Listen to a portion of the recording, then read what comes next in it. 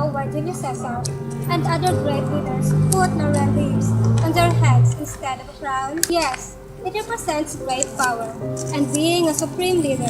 But where did it come up with this idea?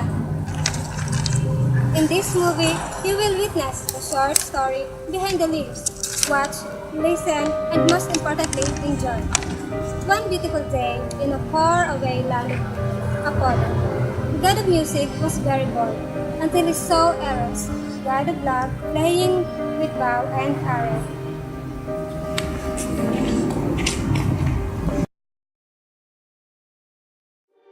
Daphne was a beautiful virgin young nymph and the daughter of river god Peneus, who despised the thought of loving another person. Her delight was in woodland, sports, and in the spoil of the chase. Lovers sought her, but she spurned them all, ranging the woods, and taking no thoughts of Cupid or Hymen. She rejected them all with scorn and contempt. Daphne, when are you gonna give me a son-in-law? I will always remain unmarried, father. Daughter, you owe me a son-in-law. You owe me grandchildren. Daphne, hating the thought of marriage as a crime, with her beautiful face tingled all over with blushes, threw her arms around her father's neck and said,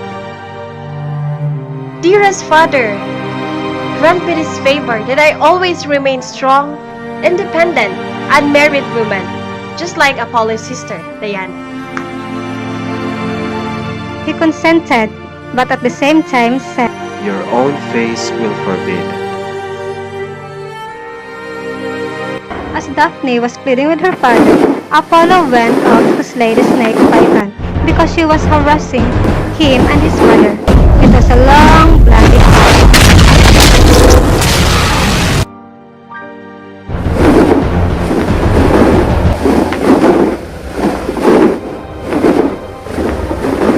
But eventually, Python weakened and was overcome by Apollo. As Apollo's awaking home, he runs into Cupid, god of desire, affection, and erotic love.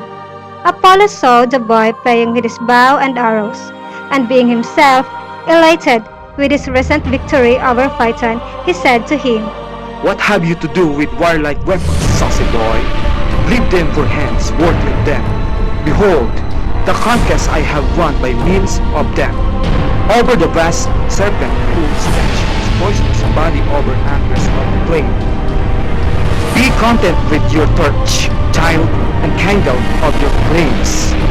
As you call them, where you will, but presume not to meddle with your weapons. Eros' boy heard these words and rejoined,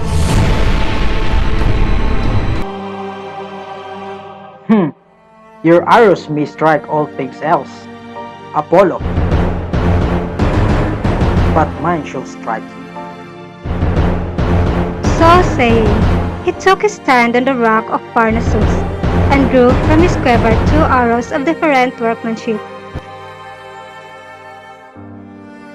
One to excite love, the other to repel it.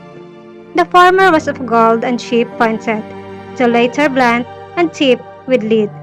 With the leaden shaft he struck the nymph Daphne, the daughter of the river god Peneus, and with the golden one Apollo, through the heart. Eye to eye, Daphne was filled with fear after seeing the love in Apollo's eyes. Apollo shouts the name of Daphne. Eros tipped Apollo that made him fell to the ground. Apollo fell, giving Daphne time to talk to his father, begging for protection from Apollo. Father! Father! Father! Father, where are you? I need help keeping my virtue. Stop Apollo from pursuing me. My daughter, I'm here. I will protect you, but you will lose what makes you. I don't care what the consequences are. Do what you need to save me. Then you shall become a tree. Scarcely had she spoken, when a stiffness seized all her limbs. Her bosom began to be enclosed with a tender bark. Her hair became leaves, Her arms became branches, her foot stuck fast into ground. As a root, her face became a tree top, retaining nothing of its former self but its beauty. Apollo stood amazed. He touched the stem and felt the flesh tremble under the new bark.